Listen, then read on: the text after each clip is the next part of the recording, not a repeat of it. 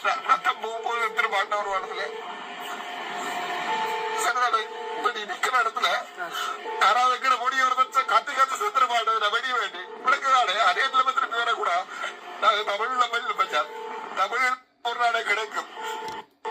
அனைவருக்கும் வணக்கம். இந்த டாக்டர் அழுகிறத நீங்க பார்த்துருப்பீங்க. அதாவது எப்பவும் நல்லவன் செத்து போவான், அவன் இருக்க மாட்டான். ஆனால் நல்லவன் செய்த செயல் ஒரு நாளும் சாகாது.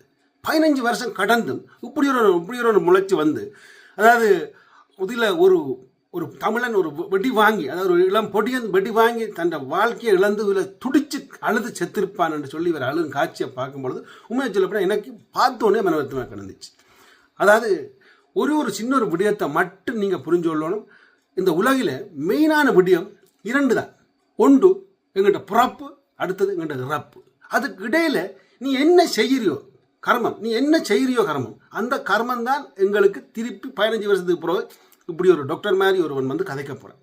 ஆனால் இன்றைக்கு இந்த யாழ்ப்பாணத்தில் செய்கிற டாக்டர் மாற்ற கூத்தை இன்னொரு 15 வருஷத்துக்கு பிறகு கதைக்கவே மாட்டாங்க. ஏன்னா அவ்வளோத்துக்கு அங்கே ஒன்றும் வெட்டி கிளிக்கியல்.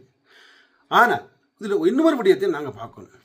அதாவது விடுதலை புலிகளுக்கும் அரசாங்கத்துக்கு நடந்த யுத்தத்தில் புலம்பெயர்ந்த தமிழர்கள், அடுத்து அங்கே உள்ள தமிழர்கள், அதாவது விடுதலை புலிகள் என்ற போராட்டம் மௌனிக்கப்பட்டாலோ இல்லாட்டி அது நிப்பாட்டப்பட்ட பிறகு, விடுதலை புலிகள் இல்லாமல் போன பிறகு இங்கே புலம்பெயர்ந்த தேசத்தில் இருந்து அந்த விடுதலை புலிகளுக்கு பின்னால் இருந்த ஒரு சில கிருமிகள் விடுதலை புலிகளோட சொத்தை களவெடுத்தார்கள். சொத்தை களவெடுத்து அந்த காசை தங்கண்ட குடும்பத்துக்கு சொந்தமாக்கினார்கள்.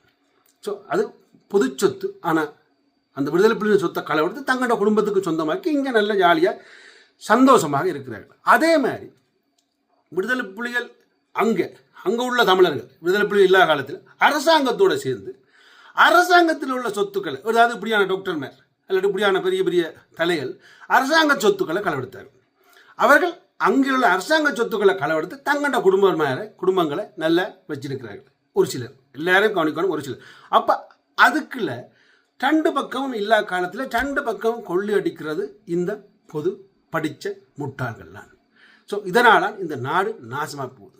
அடுத்தது எனக்கு நேற்று ஒரு கோல் வந்துச்சு. அந்த கோலில் ஒரு ஆள் ஃபோன் பண்ணி சொல்லிக்கல ஒரு பெண்ணு சொன்னேன். அதாவது இந்த நர்ஸ் மாற்ற ஆய்க்கின தாங்கலாது என்று பலர் கதைச்சிக்கிறீங்க. நர்ஸ்மார் வந்து அவர்கள் செய்ய போகிறது பொண்ணுக்கு மருந்து கட்டுறது இல்லாட்டி டாக்டருக்கு ஹெல்ப் பண்ணுற உதவி செய்கிறவங்க. ஆனால் அவைக்கு எப்படி இவ்வளோ அதிகாரம் வந்தது? போவழியில் அங்கனில் இங்கனில் என்று அதிகாரம் படைக்கிறதுக்கு என்னென்று அவைக்கு அந்த படிப்பில் என்ன அவைக்கு இருக்குது? நர்ஸ்மார் என்ன செய்யணுமென்று அவைக்கு தெரியுமோ தெரியாது, எனக்கு தெரியாது. ஜெர்மனில் ஒரு நர்ஸ்ண்டா டாய்லெட் கிளறல இருந்து மற்றவன் குண்டி கழுவுறதுலேருந்து அனைத்தும் செய்ய வேணும். ஆனால் என்ன பொறுத்தவரை நான் கண்ட காலத்தில் எங்கள்ட யாழ்ப்பாண ஹாஸ்பிட்டலில் கூட டாய்லெட்டுக்கு மேலே டாய்லெட் அடுக்கி இருக்கு. அப்போ ஒரு காலத்தில், இப்போ எனக்கு தெரியலை, உண்மை குற்றச்சாட்டை விரும்பல, இப்போ எனக்கு தெரியல. அப்படி கேவலமான டாய்லெட் தான் அங்கே இருக்குது. அப்போ நர்ஸ்மார் அதெல்லாம் கழுவுறதான் அவன் வேலை, அது எல்லாம் செய்கிறதா அவைக்கு வேலை. ஸோ அப்படி கொஞ்சம் நர்ஸ்மார் எப்படி ஒரு வருத்தமாக வாரவனை விரட்டுவார்? எப்படி விரட்ட முடியும்? அதுக்கு யார் அதிகாரம் கொடுத்துண்டு? இந்த டாக்டர் படிக்க ஆசைப்பட்டு கொழும்புல இருந்து விட்டுட்டு அங்கே படிக்க இயலாது, அங்கே உள்ள என்ன படிக்க விடமாட்டாங்கன்னு நினச்சிக்கொண்டு இங்கால வந்து வெளிநாட்டில் வந்து இங்கே படிக்கலாம்னு, அதனால் தன் குரலை போட வேண்டாம்னு சொல்லி சொன்ன அந்த கதை. அதுக்கு மெயின் காரணம் இந்த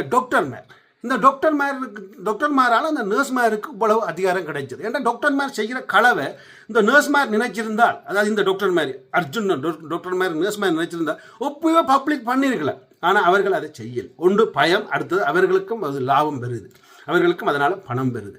அந்த காரணத்தால் அப்போ டாக்டர் புல விடுறார் என்று தெரிஞ்சால் நர்ஸ்மார்னா அந்த ஹாஸ்பிட்டலுக்கு அங்கே நிற்க போகிறாங்க. அதனால நர்ஸ்மார் வார பேஷண்ட்டை வச்சு விரட்டுறாங்க, வார பேஷண்ட்டுக்கு பேசுகிறாங்க, தூசணமோ இல்லை கிட்ட வார்த்தையோ பேசி கலைக்கிறாங்க.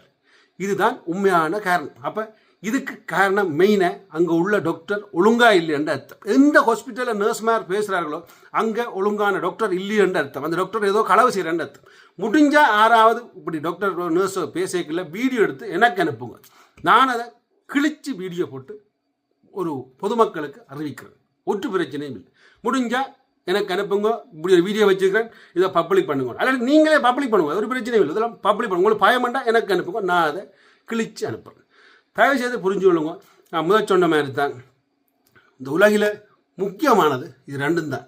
ஒன்று பிறப்பு, அடுத்தது இறப்பு. அந்த இடையில நீ செய்தால்தான் அது உனக்கு வரலாறு. நன்றி.